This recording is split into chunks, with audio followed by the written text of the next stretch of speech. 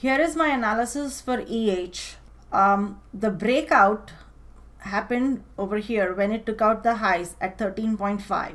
Okay, and then it had an igniting bar. So this is from where I will do my fib, and that's what I did. I did a fib from here to the highs to 24.38.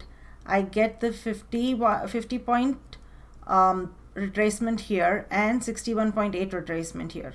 So it's exactly right now at the 8-day and the 61.8 retracement, which is a good point for a bounce. If it does not bounce here, the next level would be half back of this big igniting bar, which is at around 1633. So as long as it is above 1633, this can be just said as a retracement. Below that, we have very little left towards its breakout point. I would not be long beyond that. So that's it. My analysis on Atom. This, if you look at the monthly chart, okay, and connect the highs, it was close to that. It was close to its all-time highs, previous all-time highs, okay. If you look at the weekly chart, so many people, okay, bought it beyond this breakout and then had to wait through all this. So this empty space, they're waiting to get out, and that is the reason it found what it resistance over here. And so right now, as of right now, this is more of people over here waiting for all this time. So they are waiting since August to come and become break even. So since August, they are break even right now. So they are just getting out. As long as this, it can easily churn here and then go up. Okay, I have no clue what this company does, but based on my chart analysis, it, as long as it is above this supply over here, okay, so I'm just looking at 11 to this 1050, right, between this area, if it is, that's where it can find support. Tomorrow it can gap up, that is also possible. There was a lot of volume. If it is a long-term hold, then what I would do for a long-term hold, as long as it is above 1050, I'm good to hold. For short-term, I would actually short it and then buy it at around 10 bucks.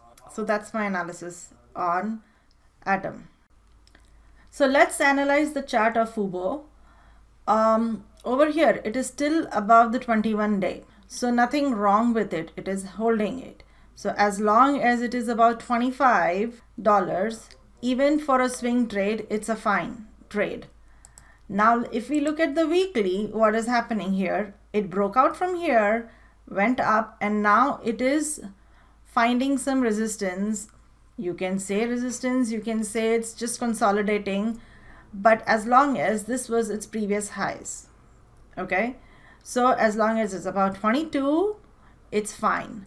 Now the 8-day is going to be around $23. It could easily churn here, this weekly, it could easily, while the market is correcting, it can be in between this range, between this 22 and 26 or even 28. You can just say between 22 and 28, it can keep fluctuating and consolidating, or even it can come down to this fib that I drew from the low to the high. If you draw a fib, okay, the 50% is at 20.3 and 61 point is at 17.5. This is where I would buy, but if you are already long, if I was already long, so this is my 22 around would be my stop. If you don't have any longs or any of that, then these 50% retracement would be my buy point at around 20 bucks. That's my analysis. So let's analyze REPL. Over here, this was a big igniting bar. Probably some news, I don't know. But this is where, with volume, it broke out. The next day, it was an inside day, but still there was a lot of demand, right? So this is where, as long as it is above this demand, or you can say this is where there were many buyers. So as long as it is above this 35, 36 level, Okay, from 35, 36 level, yes. As long as it is above there, it is still a bullish chart. That is one. Another thing, if you look at it from this point to the highs, you take the fib retracement, exactly over here comes your 61.8. The 150-day moving average is definitely pointing upwards, so it's in a bullish trend. It can easily slowly come here while the market is churning, or while the small caps are going to take a breather because they have been on fire and big tech probably rotates. It can just come here slowly and then move higher. Based on the fib 60 is the target, so as long as it is above these areas, it's a good term hold. Yes, as long as it is above 36 to 35 area, the chart is bullish.